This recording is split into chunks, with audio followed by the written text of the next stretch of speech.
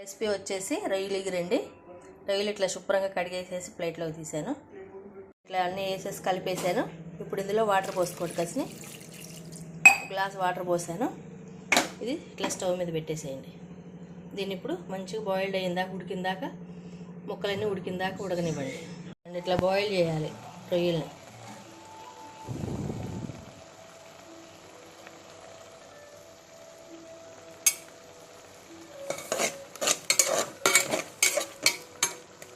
ఆ వాటర్ కూడా ఎగిరిపోయిన తర్వాత బంద్ చేసుకున్నాం.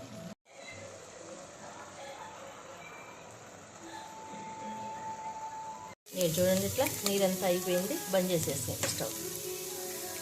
స్టవ్ మీద మూగుడు పెట్టాయండి. ఇప్పుడు ఇందులో ఆయిల్ పోసుకుందాం.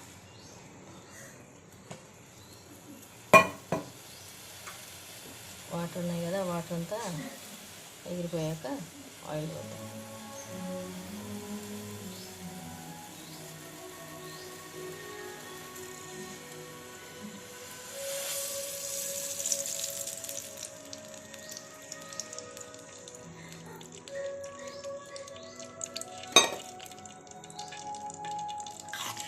ఆయిల్ పోస్తాయండి. ఇందులో ఆయిల్ హీట్ ఎక్కనేయండి. కూర వేసుకోండి. మంచిగా మొత్తం కలిసేటట్టు కూర అంతా కలిపాయంతా తిప్పేయండి. మొత్తం మిక్స్ చేసేసిన తర్వాత సిమ్లో పెట్టే కొంచెం లో ఫ్లేమ్లో పెట్టుకోండి. హై ఫ్లేమ్ అయితే మాడిపోతాయి ఆనియన్స్. హై కాదు, లో కాకుండా మీడియం ఫ్లేమ్ మీద పెట్టుకొని ఆనియన్స్ వేయించుకోండి. ఇందులో సాల్ట్ కూడా వేసుకోండి.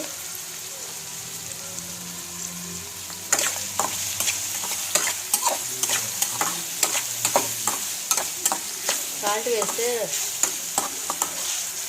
ఏ ముక్కలైనా, ఆనియన్ ముక్కలు కానీ వేరే వెజిటేబుల్స్ కర్రీస్ కానీ ఏ ముక్కలైనా తొందరగా ఉడుకుతాయండి. అందుకే ఆనియన్స్ వేసిన తర్వాత ఒక హాఫ్ స్పూన్ సాల్ట్ వేసుకుంటే ఆనియన్స్ ముక్కలు తొందరగా ఉడుకుతాయి. ఆనియన్స్ మంచి వేయని చూడండి. ఇందులో అల్లం వెల్లిపాయ పేస్ట్ వేసుకుందాం. కొంచెం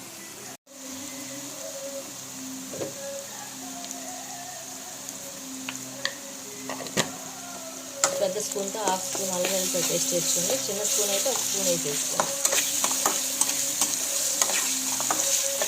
వేసి మొత్తం కలిసేటట్టు మొత్తం మిక్స్ చేయండి.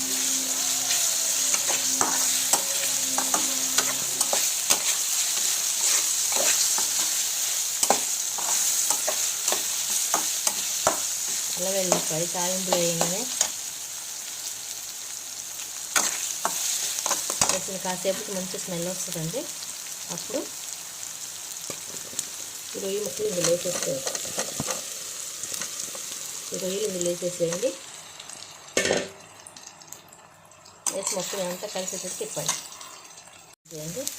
ఇప్పుడు ఇంకొంచెం కొత్తిమీర వేసుకోండి. నేను కొత్తిమీర ఎక్కువ వేస్తానండి కూరలో.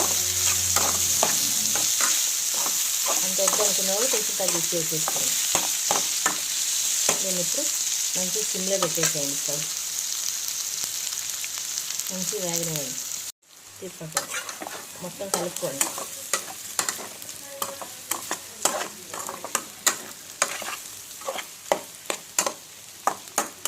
కొంచెం ముక్క మంచిగా మగ్గిన తర్వాత అప్పుడు కారం వేద్దామండి.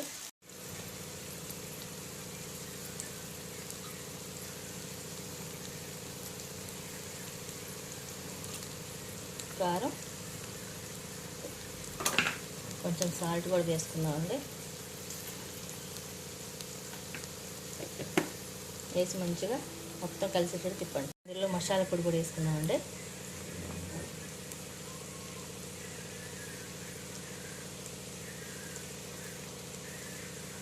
ఒక స్పూన్ మసాలా పొడి వేసేసుకోండి. మొత్తం కలిసేటట్టు మంచిగా తిప్పండి. తర్వాత గరం మసాలా అండి షాప్లోది, అది కూడా కొంచెం వేసేసుకోండి.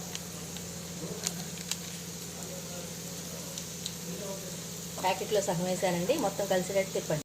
ఇట్లా మంచిగా సిమ్లో పెట్టండి. ఒక్క నిమిషం పాటు సిమ్లో పెట్టండి. మంచిగా మసాలాలు అవన్నీ ఆ ముక్కకు పడతాయండి. అడుగు అంటకుండా, అడుగు మాడకుండా మొత్తం తిప్పుకుంటూ ఉండండి.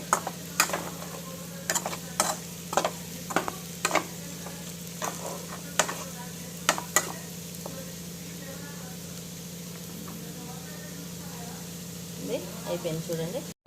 ఇట్లా లాస్ట్ కొత్తిమీర వేసుకోండి, గార్నిష్ చేసుకోండి. చికెన్ రొయ్యలు ఈగురు రెడీ. అందరి ఇళ్ళల్లో రెడీ చేసుకొని టేస్ట్ చేయండి.